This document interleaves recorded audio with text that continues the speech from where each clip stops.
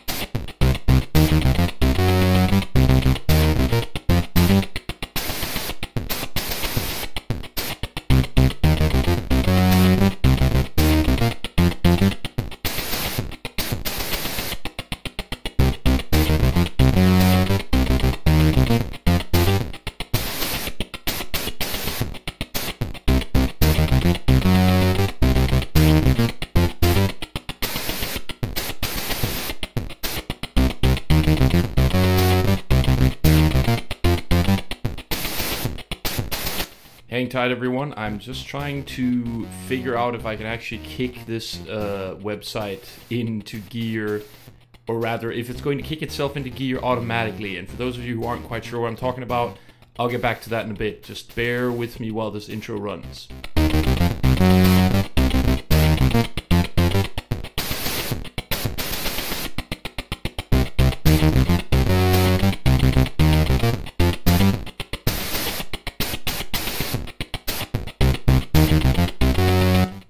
Alright, woo! We got the website up and running. Oh man, this is such a debacle after the last show. Hello everyone and welcome to PMPVsFyre. And LP Chip is appropriately timed tuning in and saying, hey, watching the YouTube stream now, did you flip the switch yourself? Had to manually refresh the page myself to see YouTube. Indeed, I've chosen to not let the page auto-refresh because that was a bigger nightmare than having people manually do it every now and again, especially because it happened to eat the chat messages. And what I'm trying to say to anyone who's listening in and isn't quite sure what this is all about, what I'm trying to say to you is, if you want to, you can go to planmixplay.com and see the visuals of the show, which are broadcast live along with the audio. And if you just want the audio portion, hey, we don't judge here at Slay Radio. You can do whatever you want. It's cool. Just, do whatever. You will be missing out on this pretty cool little intro coming up. But it comes up every week. So, if you miss it this week, you catch it next week. If you miss it next week, you catch it the week after that. All right, let me pretend my little scrobbly there. See if I can, gratuitous audience pandering.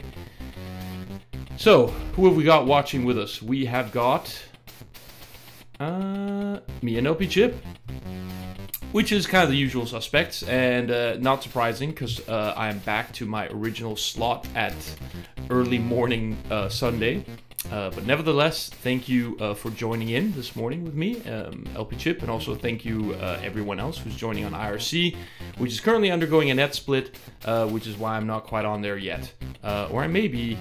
Nope, still not. The server I used to join on IRC isn't happy, and thus I couldn't quite connect to it. But that doesn't matter, and now the bed's gonna go away.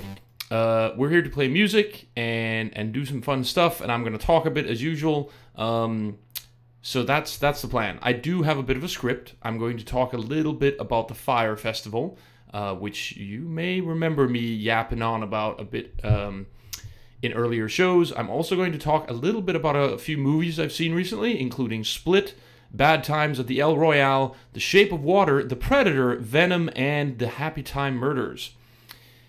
And hello Bitten, who joins us on planmixplay.com as well. In the meantime, why don't I just put on a song before I get into the request, because all this, kind of, broken stuff had issues. And also I see someone, posted like a massive, that's Bitten going a bit crazy there. And there is no spam protection there, so Bitten, please do not paste a massive chat log in the site.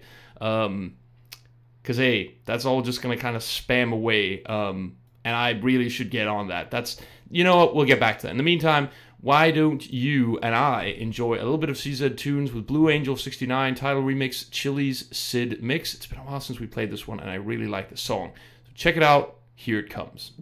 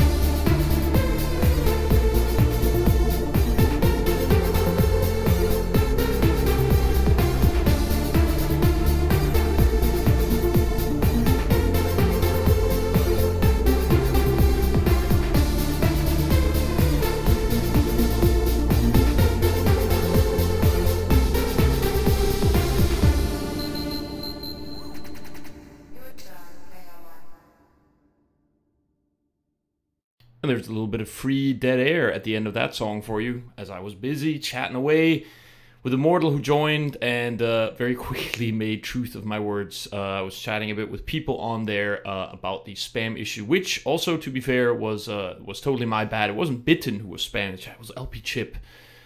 Naughty LP Chip. Don't do that again. And also, I really need to put in tools to deal with that shit. But that will come at some time, at some point. And it's funny, I am compelled, look, I'm sure regular listeners are, I don't know, have an earful of me talking about this topic every time, because I'm compelled to say every time something that most of you probably take for granted is missing in terms of functionality, I'm compelled to say why this is so. And I'm going to do so one more time, so bear with me. Spam protection, kind of flood limitation that's on IRC, even being able to kick people off the chat, is currently not a thing I can easily do. That's not to say that I can't fairly easily implement it, but it's just not a priority. It's that simple, and building these things, believe it or not, take time. And the system works well enough for now, but yeah, look, it's one of those things where every existing chat that you've used probably has this in place, which of course makes a compelling argument for, well, why don't you just integrate with, IRC or the YouTube chat or something else? And I've said this before, the chat on planmixplay.com actually becomes part of the permanent record of the show and is part of the video, so I'm pretty keen on letting people make a conscious choice as to whether or not what they're chatting about will be permanently added to the video record. So I think there's a valuable distinction there. And second of all, possibly more importantly, it sort of depends on your view on this. For you, you probably don't care, but for me, this might be actually the more important point, is it gives me independence. IRC is fairly independent, so there's only, the first point I just mentioned only kind of pertains to IRC, but let's say at some point I stop broadcasting on YouTube for various reasons and decide to move over to Twitch or something else, and all of a sudden my entire infrastructure is based around their chat system. That would be real shitty, which is why I'm inclined, for now, to just rely on the chat that I built. Crappy as it may be. So, yeah, bear with me. But I will say this, it has had a few improvements over time, especially the visualization part of it, which, again, big shout-outs to LP Chip for giving a hand with the colorization there, which is pretty cool. And I'm pretty happy with how it's come together so far. And Immortal says, independence, it ain't over till the fat lady sings. Is IRC being bought up? Is there something I don't know about? I have to mull that one over. In the meantime, I have lined up the first request of the evening. Comes from our good old buddy, pal, LP Chip, who says, hey Gazoo, let's get rolling. Can you play Moog Sid Factory 1? Thanks. I can indeed, and I will.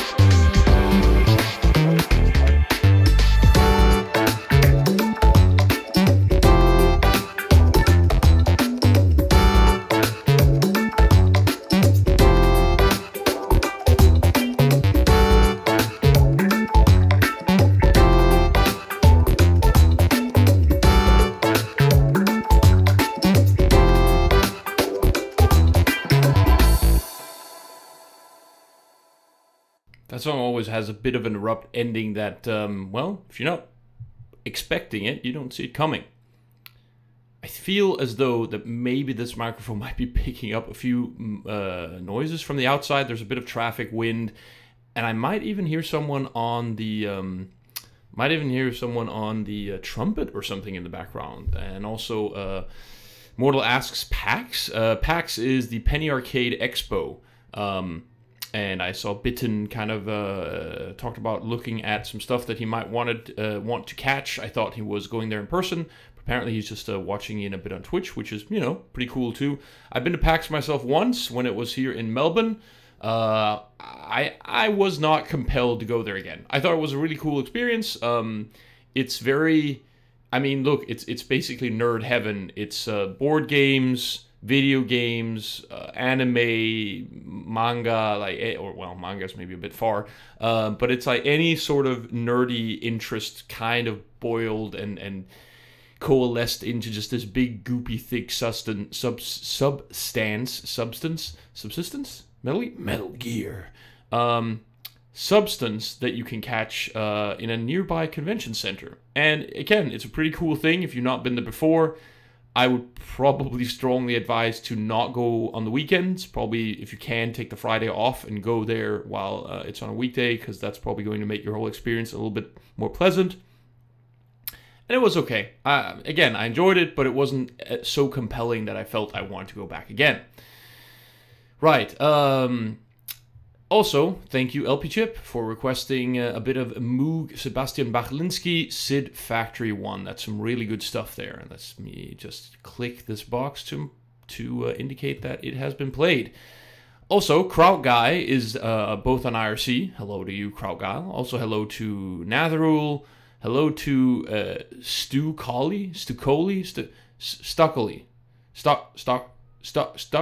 C. Anyway, hello to you as well. Hope everyone actually is having a good time listening in and enjoying their Sunday.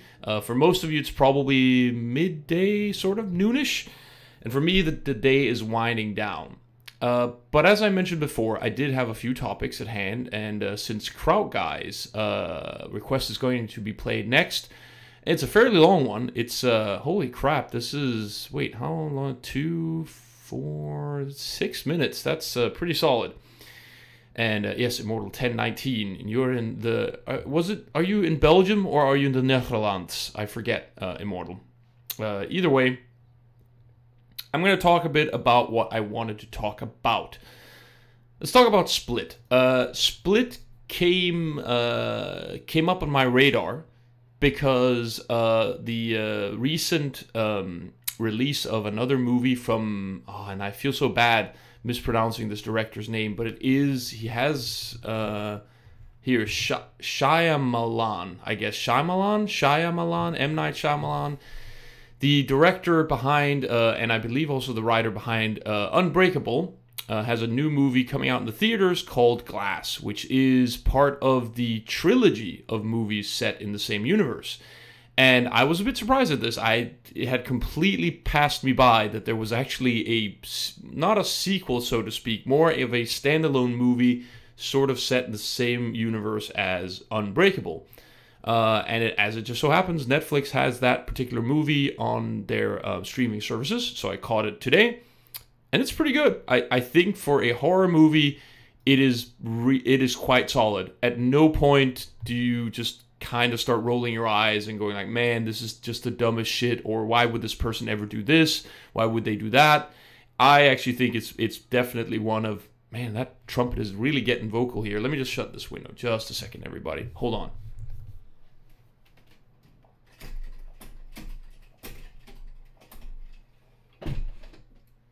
There we go. Anyway, I thought that movie was really solid. It's kind of a horror thriller. McAvoy, who has starred in some of the X-Men movies when he plays a young Professor Xavier, he's one of the lead characters in this movie, and he does a terrific job. And it's crazy reading on Wikipedia that movies like this can still be made. Like, this was apparently made on a budget of $900. $9 million. Man, imagine if it could be made for $900. $9 million, which is really just, I don't know, tip money in Hollywood, and it's grossed, I think, 187 million worldwide, which is, you know, it's a sort of investment VC fund, hedge manager, whatever you want to call angel investors, just kind of, yes, they'd be jumping off roofs just to get to those sorts of investment deals where they could grow their investment 1,000%. So yeah, whoever invested in that, well done. And yeah, I think it's great. I would highly recommend the movie. It's not, I would say, too scary. It has elements of scariness in it. It's just pretty well written. The characters are interesting, and the plot has some quite nice... it has a number of interesting twists to it. And it's kind of sad because, admittedly, I only watched it because I'd heard that, hey, this is actually part of that trilogy. I looked it up and saw, okay, the reviews aren't god-awful. Let's just see what this is about. And it has no connection. I mean, the connection to Unbreakable is really the most tenuous connection at all. In fact, it is such a limited connection that I believe the director opted to not keep the scenes in the movie that show any sort of connection in the movie. So the test audiences it was screened for had absolutely no idea that there was this connotation, probably because he didn't want it leaked in advance. But it also shows that it was released under the, I guess, merit of standing on its own two legs, which is really to the credit of the movie. It's really quite well put together. So yeah, wholeheartedly recommend that. If you've got nothing to watch, give it a watch. And I think this is an appropriate time to just dive right into Kraut Guy's request, which is Captain Morgaine, clever, with Return to Monkey Island theme. And I do really like Monkey Island. I guess this is a remix of the one from the third? Let's have a listen.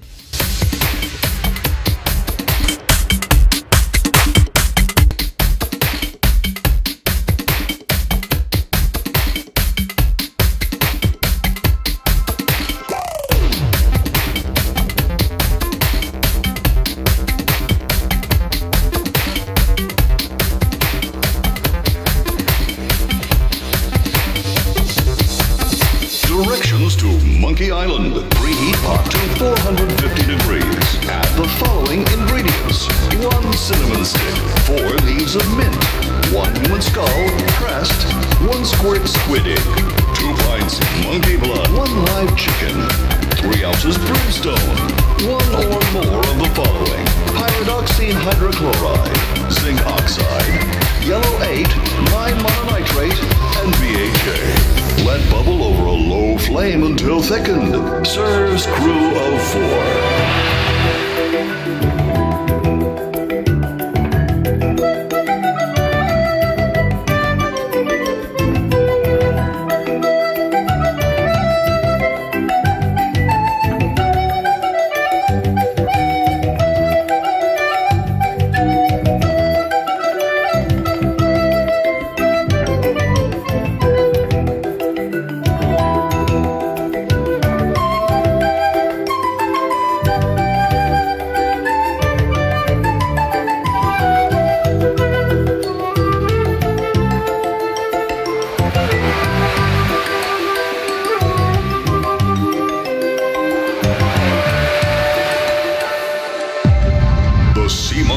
Finally underway. Moments later, the voodoo spell kicks in, turning the ship to an unknown heading and off on its mysterious voyage.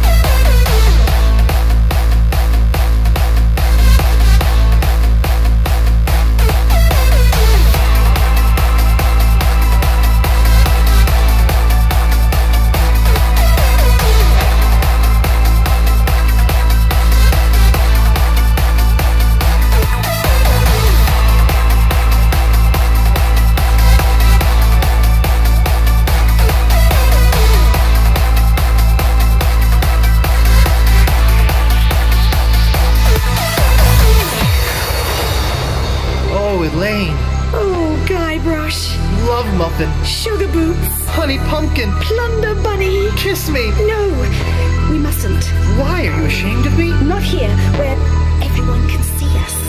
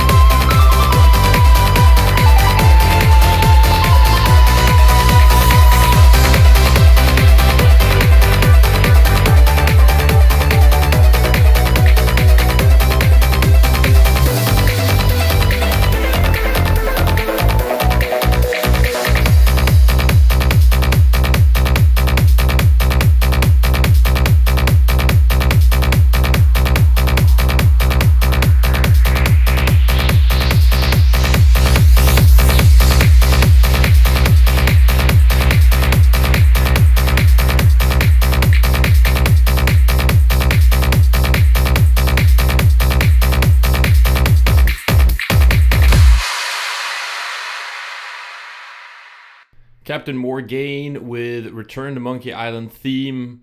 I'd give that a like sort of look, a smiling smiley. I tend to always want to be more upbeat and positive. I will say I felt this remix had a rough start.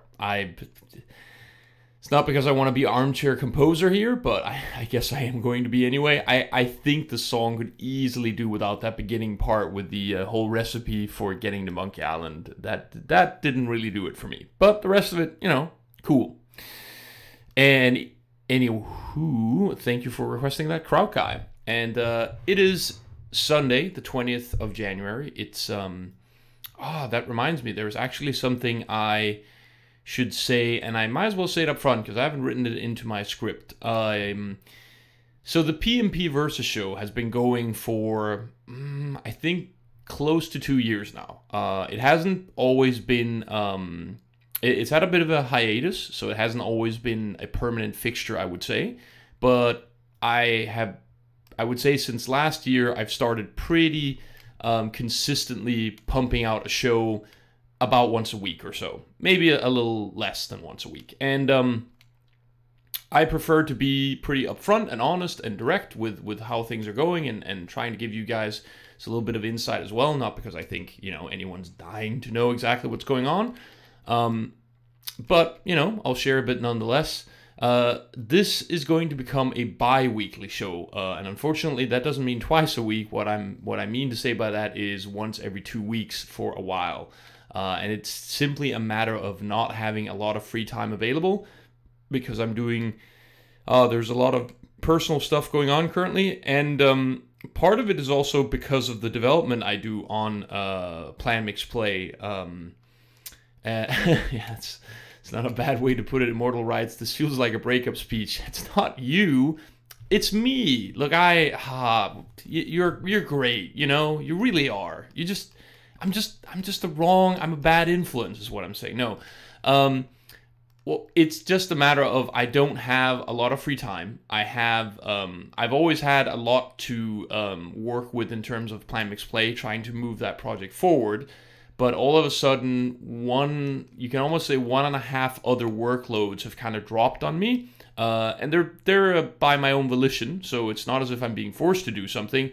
but they have a high priority, high enough that if I also want to develop PlanMixPlay on the side and kind of push that forward as well, then something's got to give. And one of the valuable things, again, one of the things I can do is to say, all right, these 2 hours every week will now become kind of relax, chill out or work or something else, just because that means that I have those 2 additional hours to put towards one of these other high priority items throughout the rest of the week.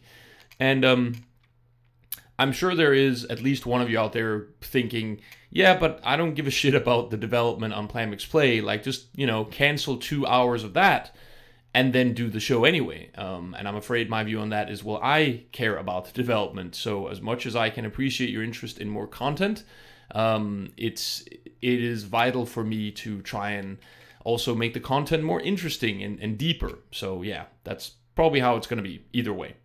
And in that same vein, I'm gonna name drop someone here, Tub64, who I believe isn't on the channel right now, but I did speak with him briefly, and I'm not saying that Tub is the person who's going like, fuck the development, just make more content.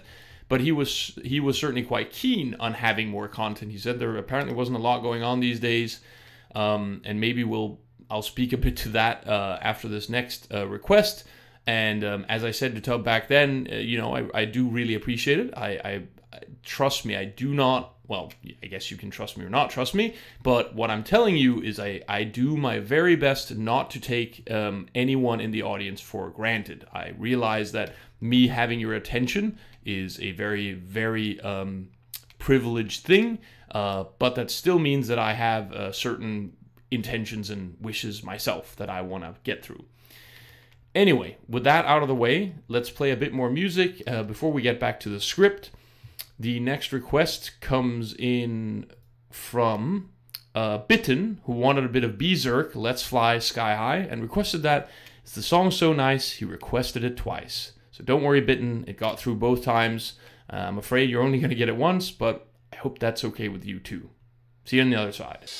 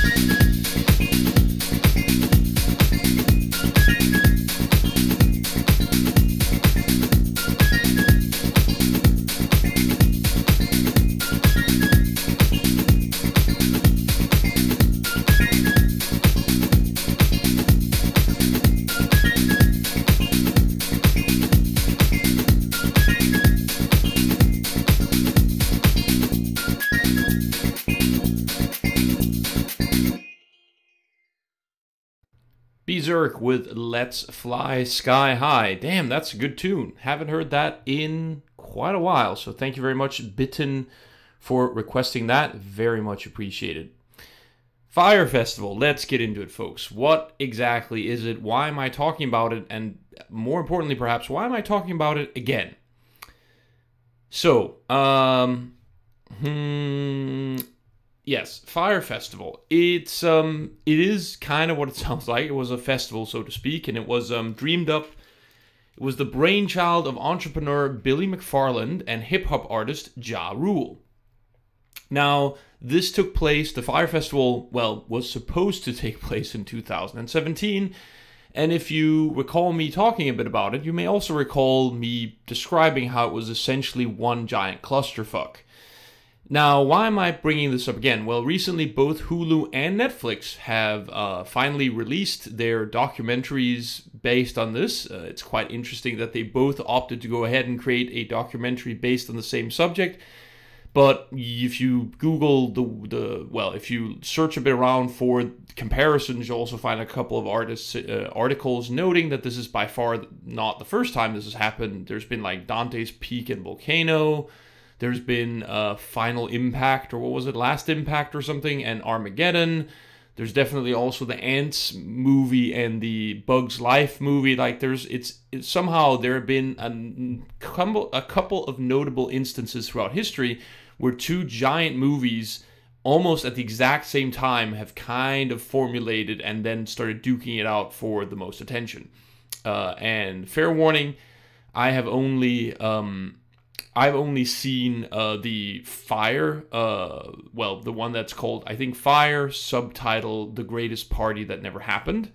And also Bitten chimes in and says he's heard about it from some other podcast. It's this, what is it, Mac Break Weekly, apparently. In any case, so yes, there were two documentaries released on how this festival went so fucking, I guess, tits up. It's pretty crazy. I'm going to set the scene a little bit about what exactly the Fyre Festival is, just to remind everyone who's listening a bit. So first of all, it's fair to say that this is perhaps the first influencer-driven marketing campaign for this type of luxury festival. Like the other festivals generally up until Fyre Festival had all kind of emerged as an established brand, like coming from either at the time where the internet wasn't as relevant or when influencers weren't as relevant. So the way that they kind of built an audience was like basically gaining traction very slowly. Heck, even there's like, if you Google Roskilde Festival, which is undoubtedly the biggest festival in Denmark, you can even see, like, it was started back in, I don't know, something like 76 or something, and the very first one was 25 people. And then the next year, it was 60 people. And then after that, it was 150 people. And then it went and went and went, and eventually it just, grew to the massive, enormously big festival it is right now, where I think thousands of people are attending. In fact, I don't even know what the numbers are for Roskilde, but I'm betting it's definitely in the thousands, maybe even in the tens of thousands. It's a massive amount of people. Whereas this festival just kind of sprung up overnight. Like there had never been a Fyre Festival before. It was actually kind of a marketing stunt initially.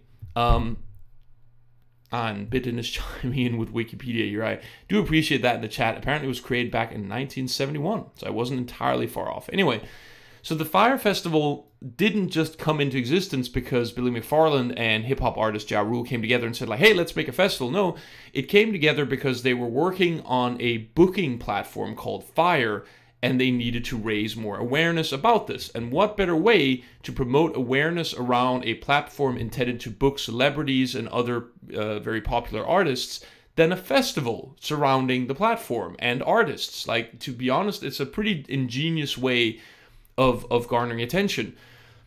And they teamed up with countless influencers, primarily I would say a bunch of supermodels. Kendall Jenner is one of the names that comes to mind. And they basically had them all tweet out this very, very, very fancy looking promotional video that they shot together in the Bahamas.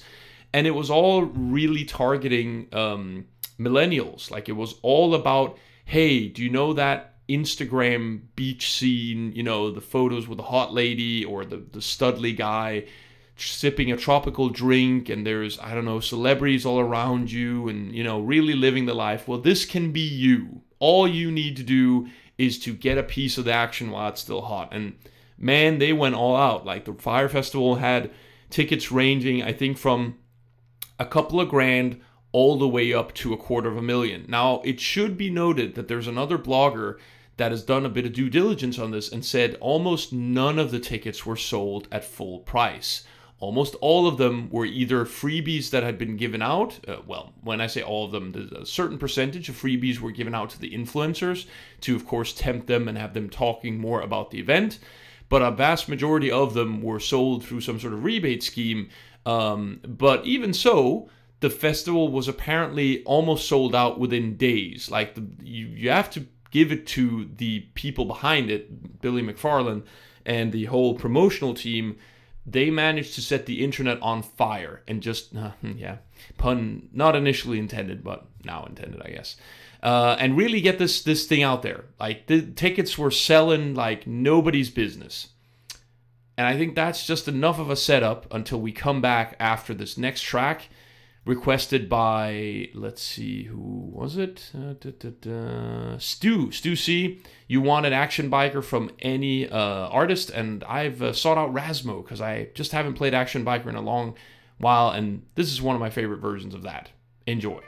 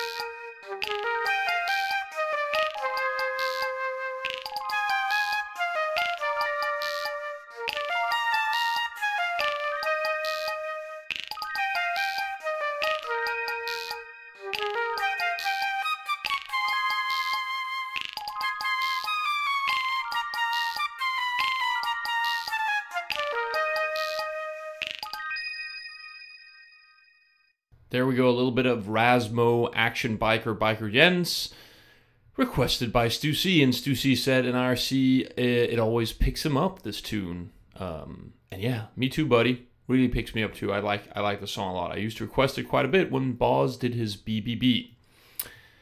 Alright then, so back to the Fyre Festival. So as I was saying, tickets basically had sold out, and not going to get too deep into how things went sideways, but I am going to say it's almost as if the organizers behind the festival just didn't quite understand what it was they were getting themselves into, to be honest. In short, it was really it's calling this thing a clusterfuck is not even doing it justice of how mismanaged it all was in the end. And the whole festival ended up being cancelled about 1 day after it commencing, which is crazy. Like, not a single act ended up performing. And you might wonder, hey, if you're not the festival goer, you might wonder a bit, well, hang on a second, did you say that it actually had 1 day and then got cancelled? And well, the whole reasoning behind that is usually festivals do work in this sort of fashion that festival goers arrive on site a bit early to just kind of hang out and party. That becomes kind of an extended part of the vacation. And then a couple of days later, depending on the festival, that's when the acts will actually play and perform. And everything got cancelled by then, which, to be honest, is probably for the best, even though the upshot of that is that all the early festival goers kind of got shafted the most.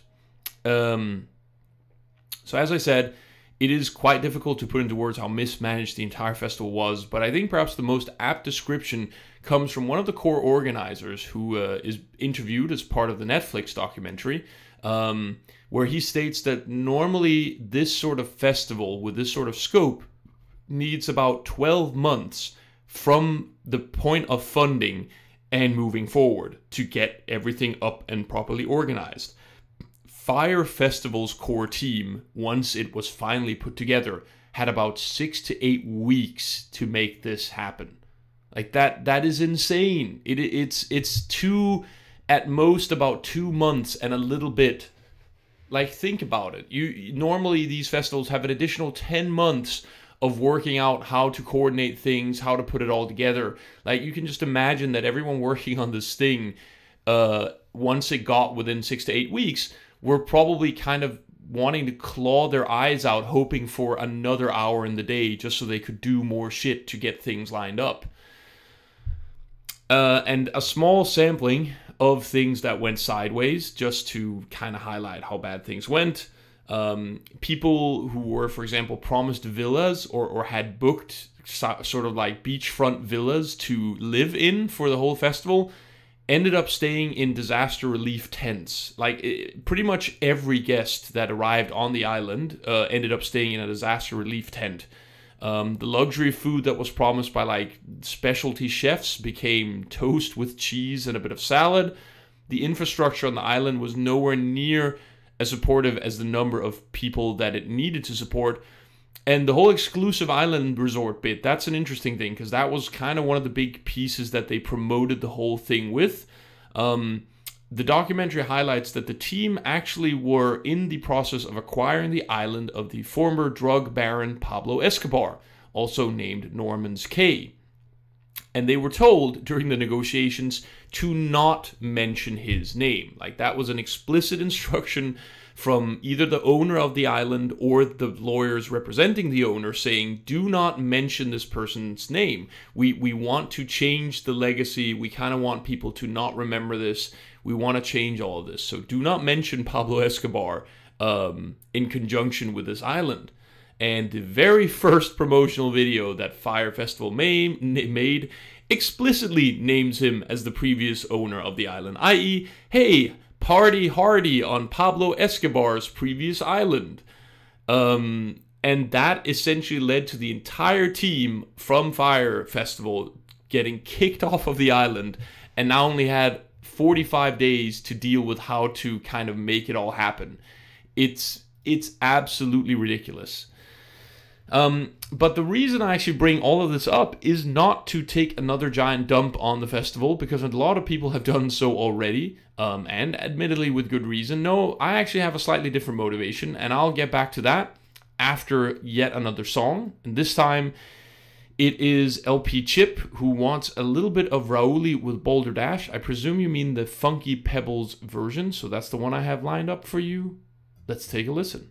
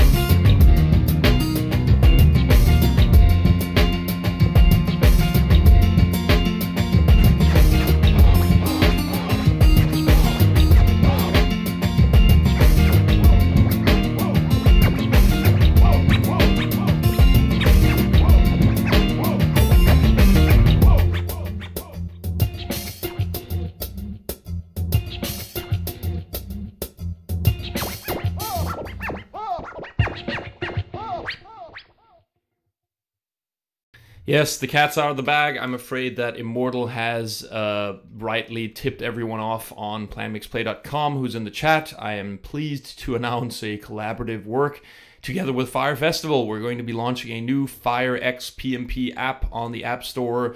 You can all order tickets for upcoming cool events and book most exclusive VIP tickets. And no, of course, none of that is happening for good reason. Getting back to the story at hand. So why am I bringing all of this up? People have shit all over this Fyre Festival and everyone around it. And undoubtedly because there's this inherent glee in sort of being able to dump all over people who have the type of resources you might not have available yourself. Like the whole... This was supposed to be a luxury festival. Like Roskilde is, and a lot of the other festivals, Edinburgh...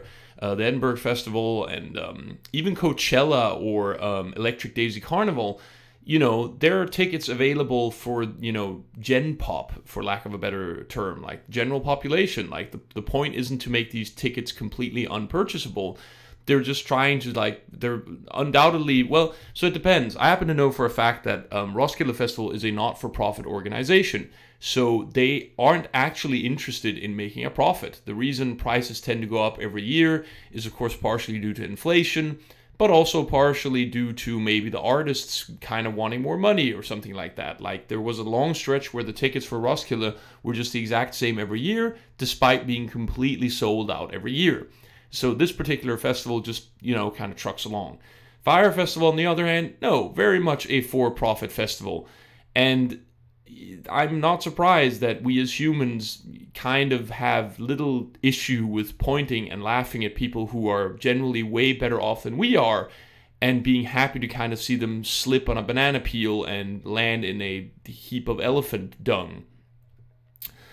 But I think what's important, and this is kind of the crux of why I bring this up, is at the center of any clusterfuck are still people. People who at some point did the very best they could and got majorly screwed over. Like, don't get me wrong, the top people involved in this, particularly Billy McFarland, sounds like he was somewhat of a sociopath, or at very least a very charismatic liar. Like a guy who had absolutely no trouble coming up with the most brilliant, fantastical stories just to kind of keep this moving along.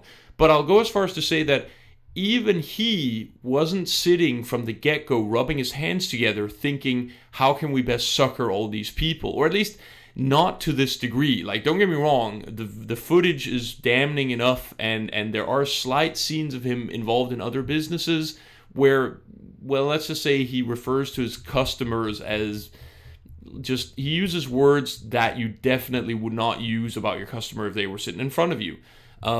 But obviously, nobody really wants to commit fraud and go to jail. So even he wasn't trying to do this. But that being said, I still see the leaders behind this deserving to be ostracized. The point that I'm making are there are lots of people who were like second in command or third in command, whose main failing is continue to believe in the lies that they were being spun themselves. And a lot of people, I mean, the worst part of that is a lot of people were simply just too trusting when they were being told by Billy McFarland and the other upper echelon team that yes, the money will eventually come your way, or we will eventually have the money to pay this other person, just keep them at bay for another week. And this is where the creeping normality term comes in that I really should have dropped at the beginning of this long rant, which I wanted to do, but cleverly omitted. Again, clever not really being the correct word there, but creeping normality is just this sort of thing where things just get a little bit worse or change ever so slightly, and it sort of just becomes the new norm. And this Fyre festival more or less seems to be very, very much the case of creeping normality. I think if you ask some of the unfortunate players in the event who show up in the documentary I saw, and asked if they would have gone along with some of the craziest shit that was happening towards the end of the shit show at the beginning, i.e. if they were asked to cooperate with some of the crazy stuff from day one, would they do so? I'd hope the answer would be a resounding no. Even so, I myself have been in a situation where things got a tiny bit worse every day, just a tiny, tiny bit. But by day 60, since it's only a teeny bit worse than day 59, you just kind of keep going. And there are 2 points I want to bring up specifically out of this story, and then we'll get into the next song that I've lined up already. And just to completely spoil any sort of tension here, it's Lagerfeld with R-Type, Doppelganger Summer Remix, requested by none other than Bitten. But let me just get my 2 points in, and then we'll get to the song. So 2 points where it's actually difficult to believe that things are not, I guess, just going the way they are. Mark Weinstein is one of the key organizers in the event. And I don't know. He actually comes off as quite charismatic himself. And I feel he talks about the story in a way where I'm inclined, he's the type of person where just looking at the footage, I'd be inclined to say he was probably naive, but he still tried to do everything he could, and even towards the end, do right by the customers. So all the way up from the very beginning of the festival, as things start getting serious, he keeps ringing this bell with a big label on it, basically saying, hey, there's not enough housing to fit all the incoming guests. Like, we do not have enough places to put people. You need to cancel people. Ideally, you should cancel the influencers or people who haven't been paid, who haven't paid for their accommodation. But if you can't cancel on them, then at least cancel on some of the paying guests and give them back their money. And all the way, he's just being told, we'll work it out, we'll find a solution, keep at it, find more housing, do something, we'll get more tents, whatever. And this keeps going up until the day prior to the guest's arrival, at which point he once again says, and, you know, tries to ring that bell even louder and just go, hey guys, this is not, you know, people aren't really taking what I'm saying with the enough seriousness that it needs to be taken with. These people have nowhere to be when they land on the island. And the answer he gets to that was, well, at least they'll see your smiling face when you're doing yoga with them. Like, part of the Fyre Festival would be him also doing a yoga class. And it's just, I mean, what do you do? What do you do at that point when the management seems to be so, like, the whole he even talks about how the whole management team, when he starts talking about these issues, the response he gets is, we're a solution-focused team, not a problems-focused team. And it's just like, what does that even mean in this context? Like, this is not about problems or solutions. This is being devoid and detached from reality. Like, you cannot organize a festival in the Bahamas and not have adequate accommodation for the people who have paid you thousands of dollars to show up. God, why don't we save the second? This just gets me riled up. Why don't we save the second point for after the next song? Let's take it away with a bit of Lagerfeld R-Type. This is the Doppelganger Summer Remix.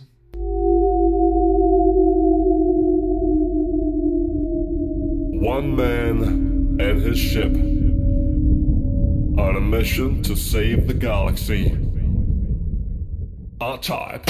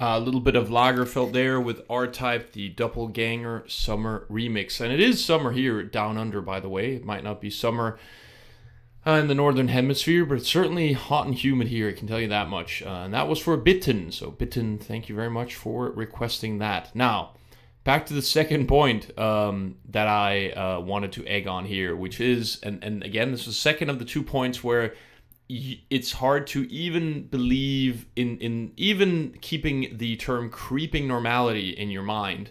It's still hard to imagine this actually taking place.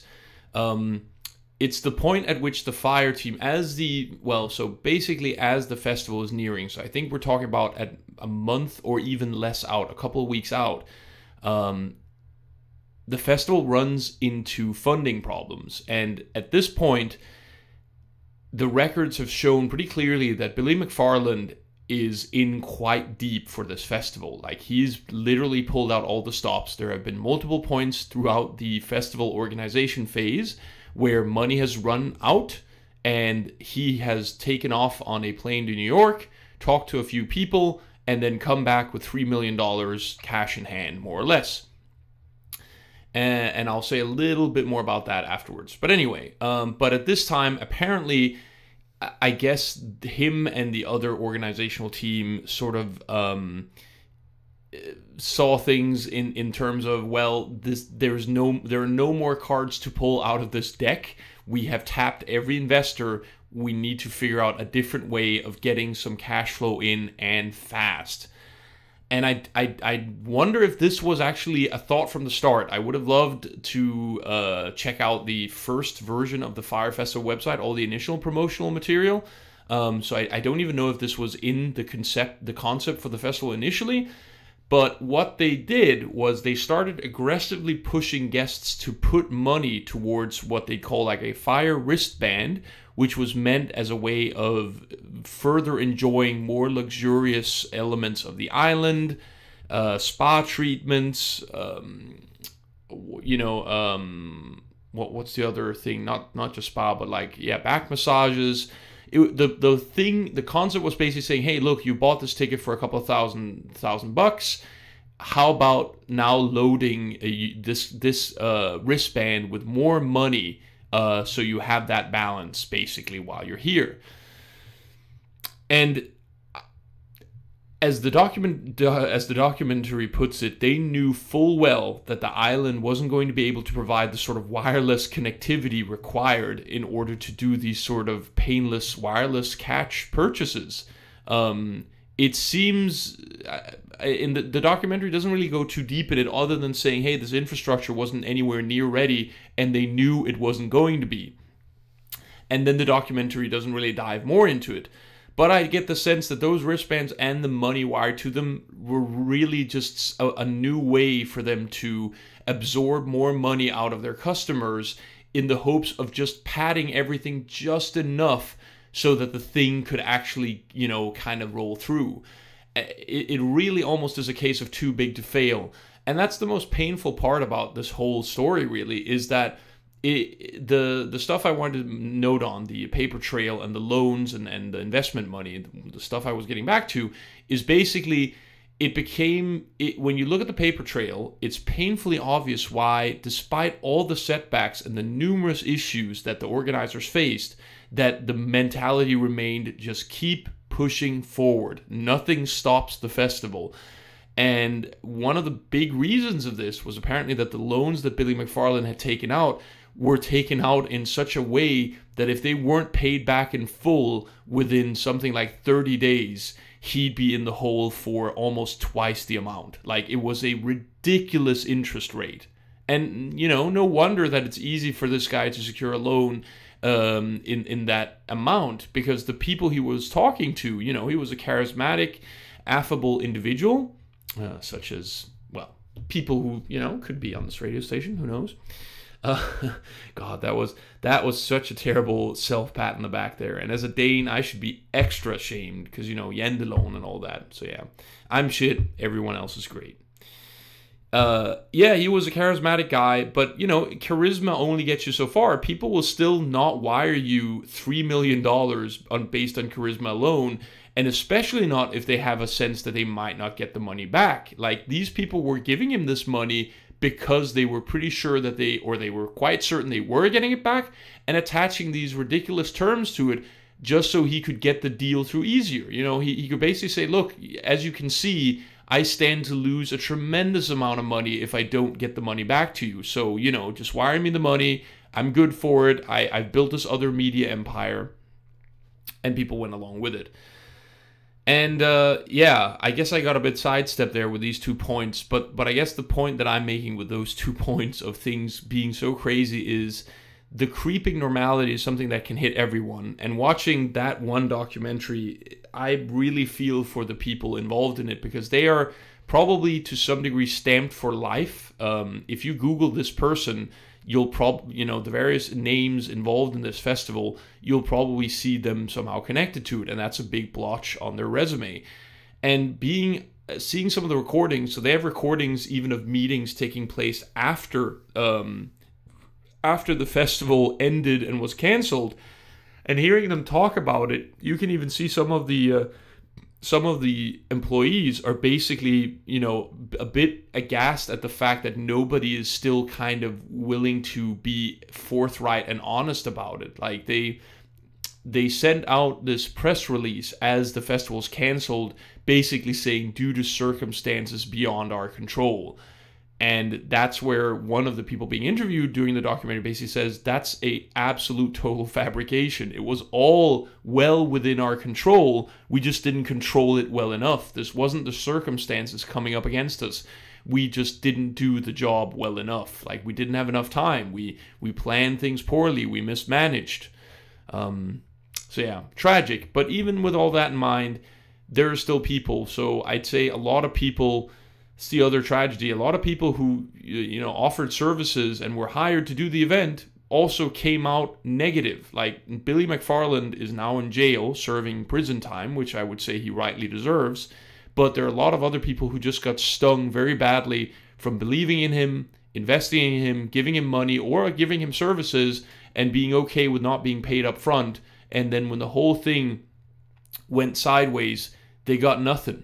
Like, they got left with a giant, enormous bill at the end that nobody was going to pay. Like, that really sucks. So as easy as it is to, you know, point at this sort of luxury festival and kind of have a gleeful grin on your face about, you know, rich kids throwing money and then being treated to what could at best be described as like Apocalypse Now in festival form. Yes, that is an amusing thought, but it still sucks. Like, schadenfreude is not a great thing. All right, man, that got that off my chest. I have to say, I appreciate the patience of anyone still listening to this channel and letting me rant and rave. In fact, 73 people of you on Slay Radio. But I guess this is the format, you know. Anyone tuning into PMP versus something will know that I have a couple of words to say about something. But now I've said enough, and it's time for more songs. And towards the end, I'll give a few thoughts on the other movies that I saw. So I'll give a few thoughts on Bad Times at the El Royale, The Shape of Water, The Predator, Venom, and The Happy Time Murders. But let's have some more tunes. We're going to listen in on Mahoney with Ra Lovely 2.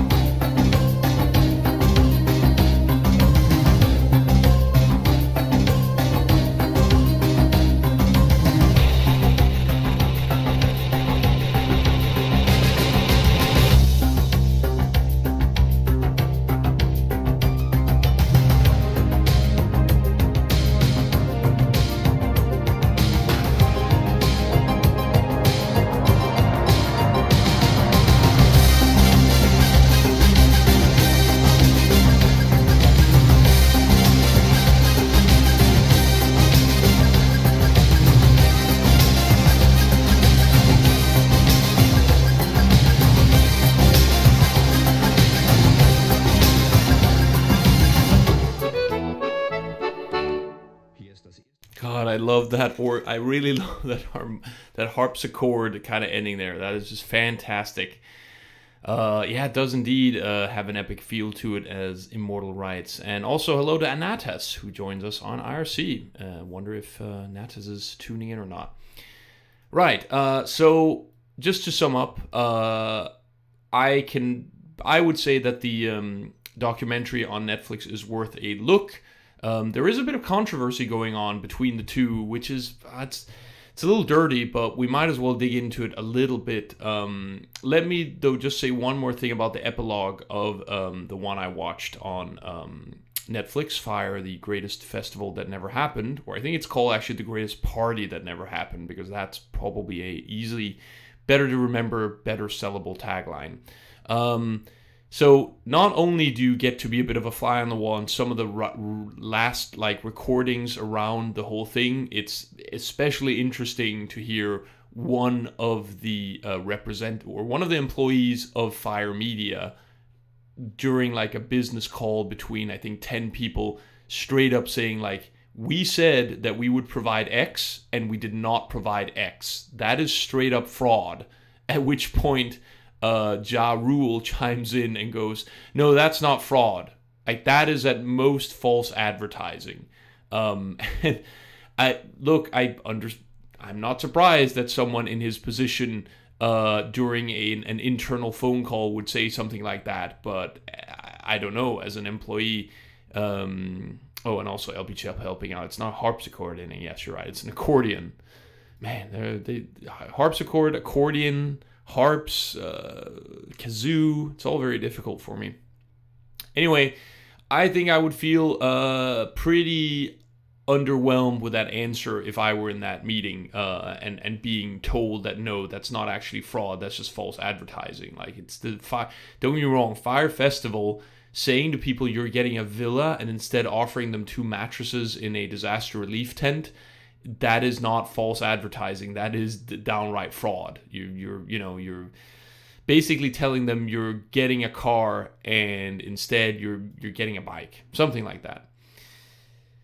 Anyway, what I wanted to say about the controversies between the two documentaries is the other one, which is on Hulu, apparently called Fyre Fraud, has an actual interview with Billy McFarland in it, and I'll be honest to admit I'm so taken by the matter. I'd love to see that one too, but I do not have a Hulu account currently, and it's a bit dirty because that I don't know who started it, but both creators or let's say representatives from the different documentaries. I don't know if these are the production companies, but both of them are sort of pointing at each other, trying to show what's dirty about the other one.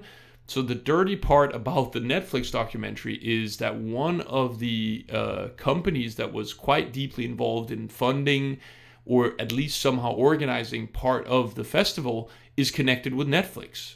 There is a media company that I don't know how deeply they were involved, but they were actually involved with the festival, and they aren't too heavily mentioned. They're not mentioned, if I remember correctly, but they're just let's just say the Hulu documentary lays into that company much deeper with their responsibilities and how they were part of the problem, whereas the Netflix documentary kind of more just focuses around, I guess, Billy McFarland and their organizational team.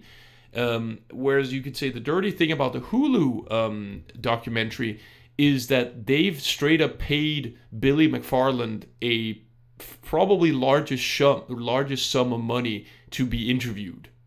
We're probably talking 6 figures here. Exactly how much money is not quite clear, but that is kind of letting him further profit off of this absolute meltdown of a nightmare that he helped put together, which, yeah, is concerning. I think that is a problem. I don't think if you're making a documentary exposing, I guess, evildoers like him or people who are just sociopathic or straight up liars, having him come through to an interview and paying him a large cash sum to do that in connection with an absolute clusterfuck of a festival that defrauded shit ton of customers, that's bad.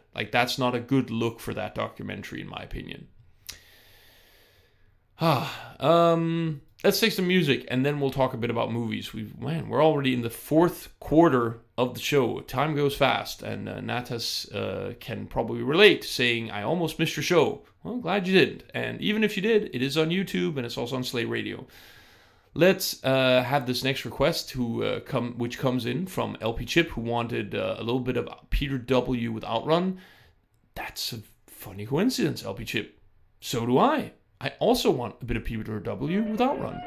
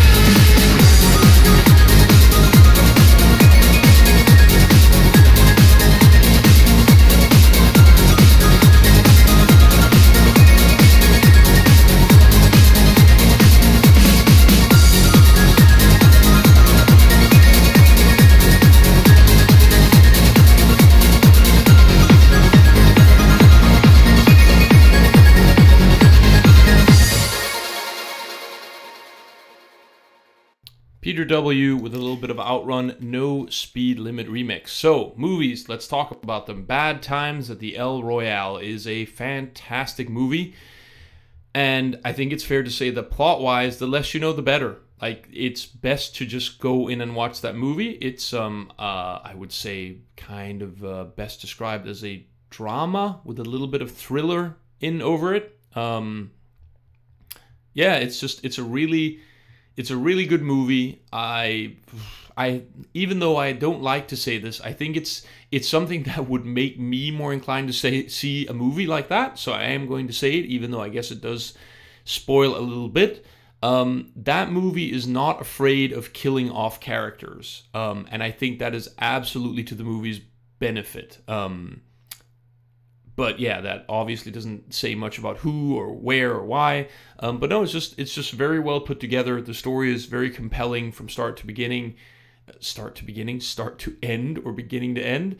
Jeez, I've forgotten. You know, I like to think that my English is quite good, but it's funny how I do notice that I get tongue-tied more easily, or perhaps just notice my mistakes more easily when I'm on the air. It's strange. And Immortal asks, the characters are that bad? Well, I mean, if you mean bad in a sense of good and bad, you know, morality-wise, well, I'd rather not get into that either. It's just a really excellent script, and I think, yeah, it's really well put together. Cinematography is great.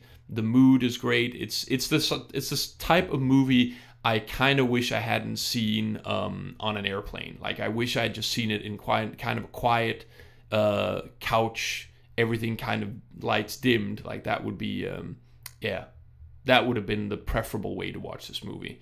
And Immortal clarifies, know that they got killed off that easily. Well, I don't think anyone goes easily is the way I'd put it, but you know, give it a chance, I would say. Bad Times at the El Royale, highly recommended. Then I also saw The Shape of Water, because now I have to look that up because it's on the tip of my tongue, but I don't remember. The director's name, of course, is Guillermo del Toro, and I've been quite a big fan of Guillermo del Toro's work ever since I saw Pan's Labyrinth. I've been meaning to watch his debut movie, which I've yet to see. That one's also supposed to be really good. The Shape of Water is good as well. It's interesting because if you've seen Guillermo del Toro's other movies, there's a very clear kind of, I don't know how to put it, like his movies feature a sort of whimsy that he just leaves behind. And while I do like that, like I think that's actually a positive trait of the movies, there's also something about them having this whimsical similarity that also makes me feel that I want something different. I don't know why. It's maybe just because this whimsicalness in his sort of horror scenario is just, yeah, I don't know. There's something about having a wholly new experience. But directing is obviously not an easy task, so I don't know. I think it would be unfair for me to put that as a very big part of the criticism I would put towards the movie. In general, it's gotten very good reviews, and yeah, I would stand by that. So I would definitely recommend watching The Shape of Water. So what do we have left? We have The Predator, Venom, and Happy Time Murders. I'm just going to say, Immortal says, you're the best English speaker on Slay Radio, including that former DJ that has his own radio channel at the moment. Maybe the right thing to say there, Immortal, is I'm perhaps the best American speaker. I think Boz having English as his native tongue, saying I mean, I appreciate the statement. I don't know if I can also get in line with that, but that maybe also, again, plays into the whole Danish don't think you're better than anyone else. I should catch Boz's shows more often. I know he's, been doing some solid work over on Boz Radio. After we come back, I'll talk a bit about The Predator, Venom, and the Happy Time Murders. In the meantime, let's have some Slag on with Boredom, Living Room Edit.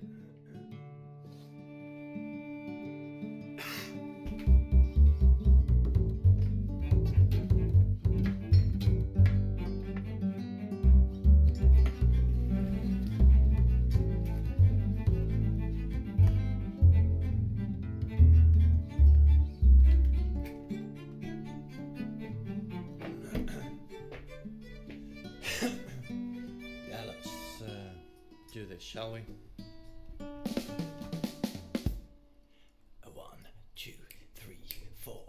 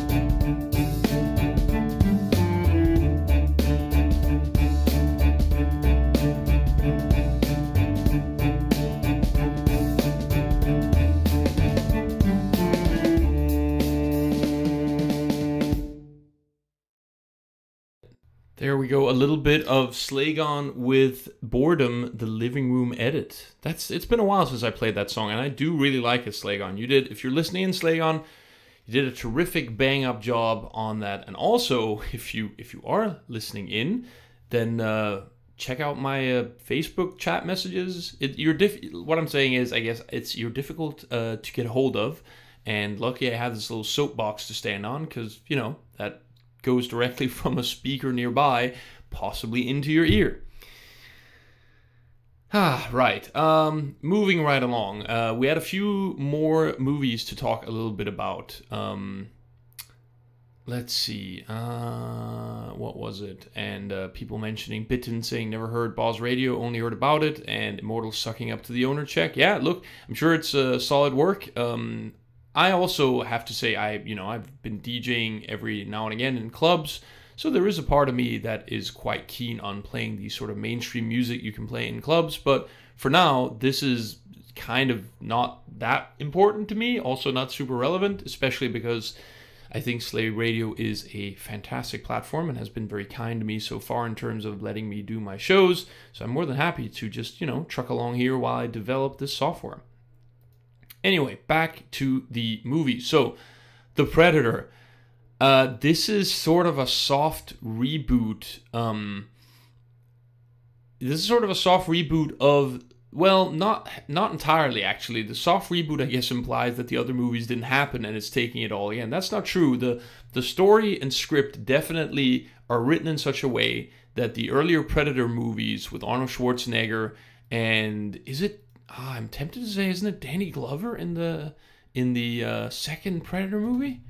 I'm gonna have to look that up. Let's see. God, you write 2 and you get 218, and that's not what I wanted. Yes, it is Danny Glover. Yes, indeed. And as Immortal says, get to the chopper. So yeah, it's Arnold Schwarzenegger and the second one, Danny Glover. It's surprisingly good. You wouldn't actually think it. You'd think it would be a big giant shit show, just like Aliens vs. Predator, or the even bigger shit show that was Aliens vs. Predator Requiem. No, it's actually pretty solid.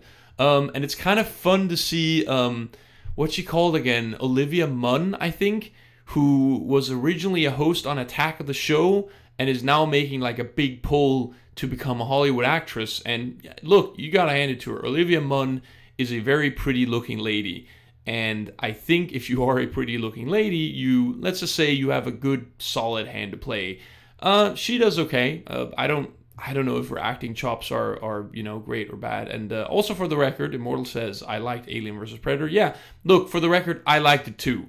I just thought it was cheesy as hell, and I'd recommend it to someone to be like, hey, you'll have a fun, silly Friday evening. The Predator, on the other hand, I'd actually go like, look, if you actually like the Predator franchise and you're into that and want to see a pretty solid new entry in that franchise, go watch The Predator. Like, it's actually pretty well written. The jokes are good. The whole thing is actually surprisingly well put together. So yeah, I'd recommend it. Another thumbs up. Man, it's positivity brimming in all directions here. Let's see. Then there was Venom. So I also watched Into the Spider-Verse recently, which, yes, deserves all the positive praise it gets, so I don't think I need to add to that. So if you like Spider-Man and you want to see an animated movie about Spider-Man Into the Spider-Verse, knock yourself out. It's great. It's awesome. Go see it. Good for kids. Blah, blah, blah. Venom, I would also say, is of course a non-R-rated kidsy movie, and Tom Hardy does an okay job portraying the character. I think the movie is quite okay. It's just quite middling. Like, it's neither good nor bad. It doesn't really do anything much differently than any other superhero does, in my opinion. So if you're a big fan of the Venom story and you want to see how that translates to the big screen, then apart from the fact that Spider-Man is absolutely nowhere to be seen because he's currently licensed to Sony, if I'm not incorrect, even though I think some deals have kind of come together where it's like, well, you might still have the license for Spider-Man, but moving forward, we also want to use him again, and I don't know, money exchanges hands and blah blah blah. But yeah, it's okay. That's, I guess, the best thing I can say about it. And And last but not least, the Happy Time Murders. I remember seeing a trailer for the Happy Time Murders and thinking, this is a really cool idea. Like doing a puppet movie that is R-rated and very much over the line is actually kind of a funny idea to me, especially in like a world where puppets are sort of, there's like this racism going on against puppets, which I actually thought was quite clever. I wish it translated into a better movie like that. If you're interested in seeing how something like that kind of shakes out, then maybe it's worth watching. But there's just quite a bit of the comedy in there that just falls flat. And Melissa McCarthy, who plays the lead human character, does an okay job. Like it's fine. It's just, I don't know, it's just not as funny as you feel it could actually be. So yeah, I have to admit, this is perhaps the movie I have the hardest time recommending. It's fascinating, if nothing else, to see what sort of movie could come out of, like, what if a movie had a sort of a serious angle and was with puppets in it. But unfortunately, that also kind of goes out the window, because the movie, as it progresses, I feel it started off more with a serious tone, and then later on, it's like puppets getting kicked in the balls, and all of a sudden their legs are like 2 meters high or long because they had their crotch kicked all the way up into their throat. And it's just, that sort of silly, stupid stuff just kind of messes a bit with the whole idea and concept of what that's all about. Man, once again, I've talked way over, and we're getting close to the end of the show here.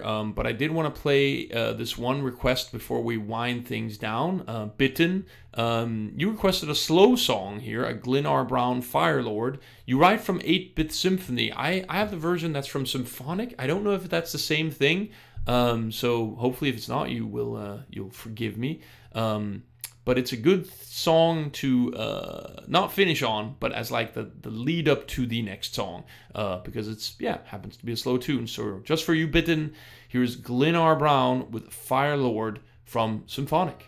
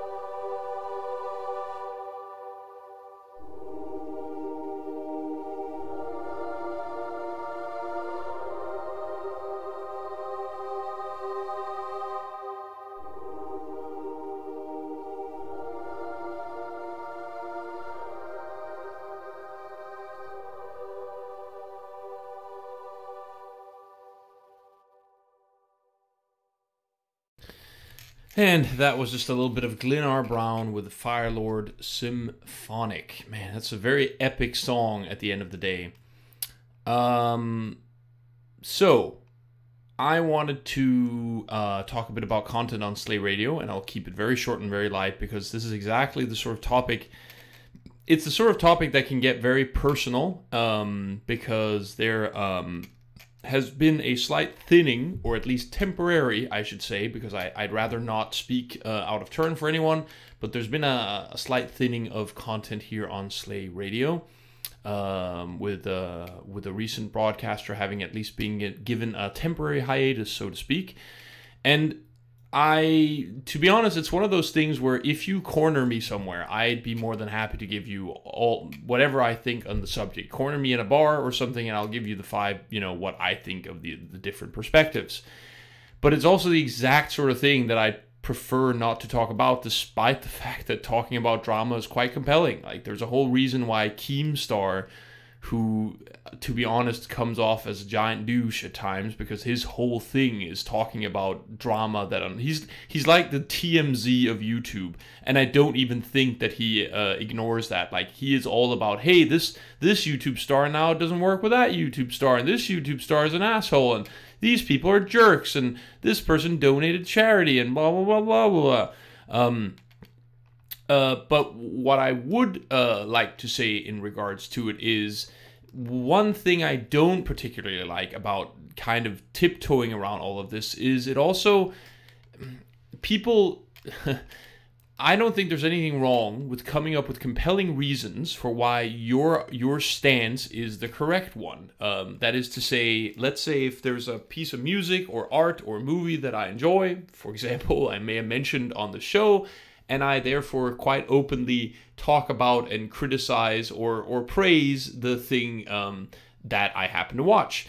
And it's funny how I get the sense, or at least my impression is, that it's socially far more acceptable to do this about some sort of, massive production, of course, because the sort of the person or persons involved is often so large that if you're criticizing it very heavily, it's sort of like, it's kind of, what's the right word? Like, it's what's it called? It's like distributed out very vaguely over a lot of people.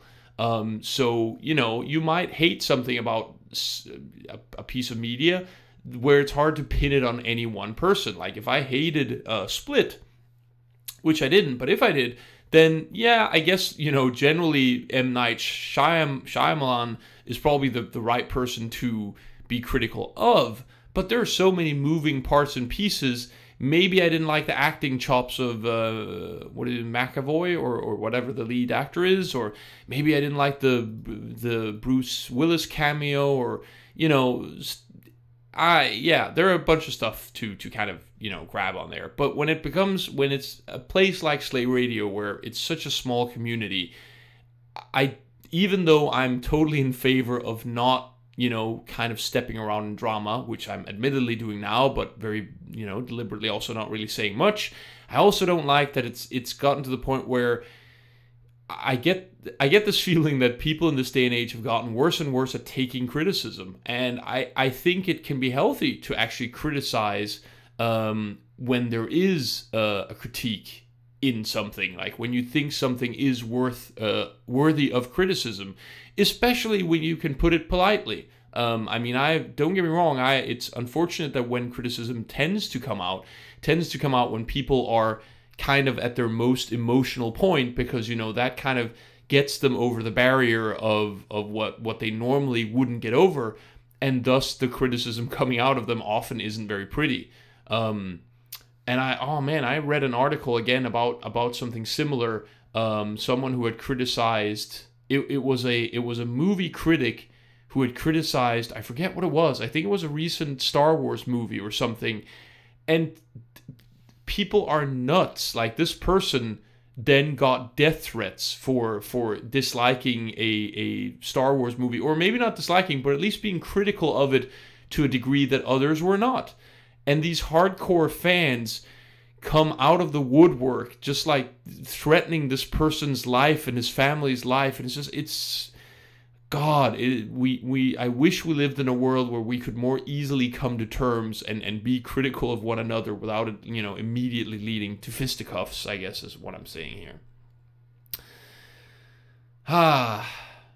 Yes, LP Chip. There might be, it's funny because I think the accent you're hearing in my voice is probably maybe more Danish, but then again, people seem to put my accent all over the place, and whenever I say that it's all over the place, they're often just stick to there and like, no, I can tell it's Canadian. It's totally Canadian. Or, no, I can tell it's North American. I can totally tell. Or, no, it's European. Like, man.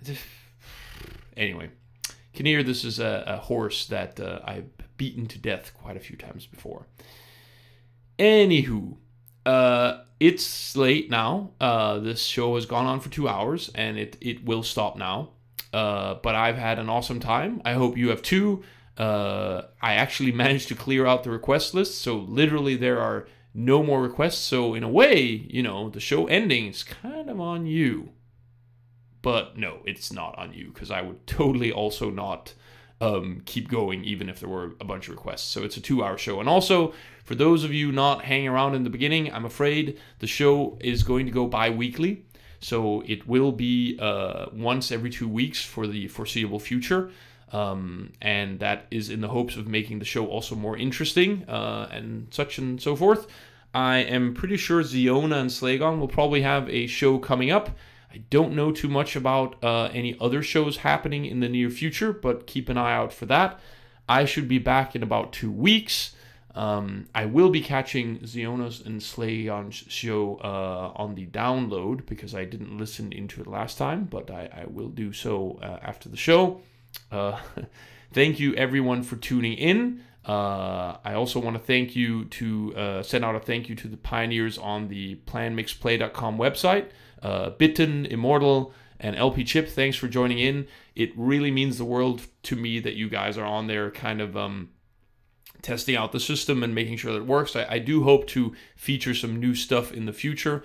I've had a great time hosting the show. I hope you guys have had a good time listening in. I'm going to play 2 wind-down tunes because the credit sequence takes such a long time to get out. In fact, I've been thinking maybe I should also just speed it up. So I will be leading out first with Andy Gilmore and L-Man with the RoboCop title. And then also after that, Defunk with Allegal Minimalistic Mix. Yeah, I guess the only thing to say now is once again, thank you everybody for tuning in. I hope you have a awesome Sunday as well as an upcoming 2 weeks. And I will see you guys in exactly 2 weeks. Have a good one, everybody.